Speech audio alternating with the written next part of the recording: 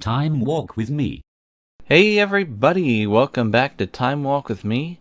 Today I thought I would use this really handy graphic that I found somewhere online a while ago that very well explains the turn order in Magic and also when the stack comes into play, when you are able and allowed to play things like spells and abilities.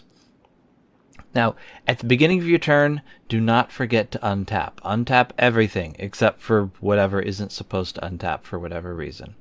You can't do anything else other than untap, I guess, unless a card says you can. But then comes your upkeep step, and that is the first time you can start to add things to the stack. And there are cards that say, at the beginning of your upkeep, blah blah blah happens. When those things happen, they go on the stack. And then, starting with you, everyone gets a chance to respond to that. Then you got your draw step, and apparently during the draw step, you also have an opportunity to play spells and abilities, instants anyway, not sorceries and stuff. Those are for another time in the turn. So the first thing you do is draw, then I guess you have the chance to do other things. Then your pre-combat main phase. That's your main phase.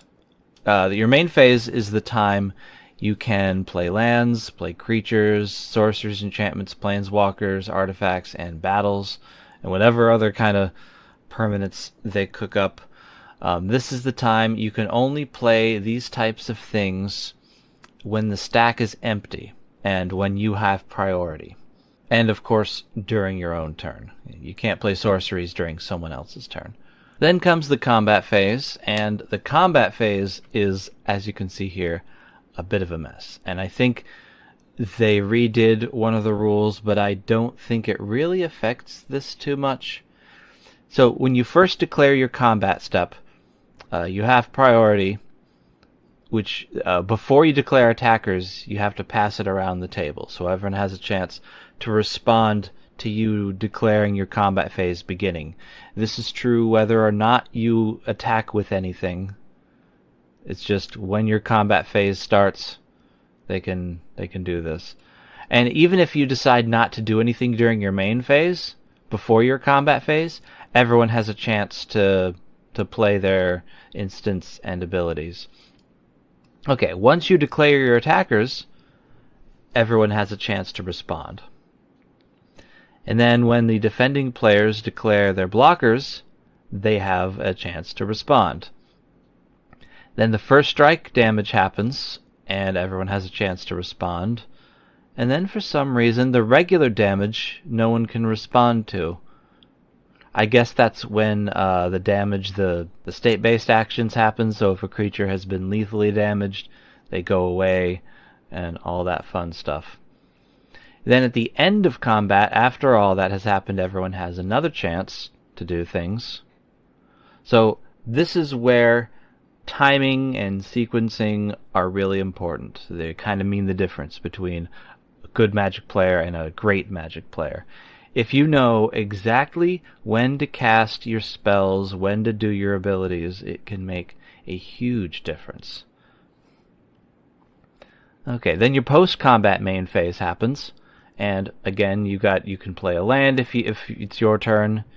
You can play creatures, sorceries, enchantments, planeswalkers, artifacts, and battles. And whenever you do any of these things, then your opponents, you first, and then your opponents have a chance to play something. Then your end phase, your end step, a lot of things will happen at the beginning of your end step. That will go on the stack, along with whatever else people decide to put on it. And then it's resolved. And then the cleanup step. Many effects last until the end of turn.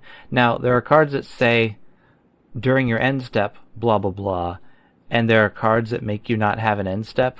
But if they say until end of turn, nothing stops your turn from ending except holding priority. But you probably shouldn't do that for too long because that's really annoying. And yeah, this very handy dandy little graphic here, you can see it was created by Zach Ryle. I don't know.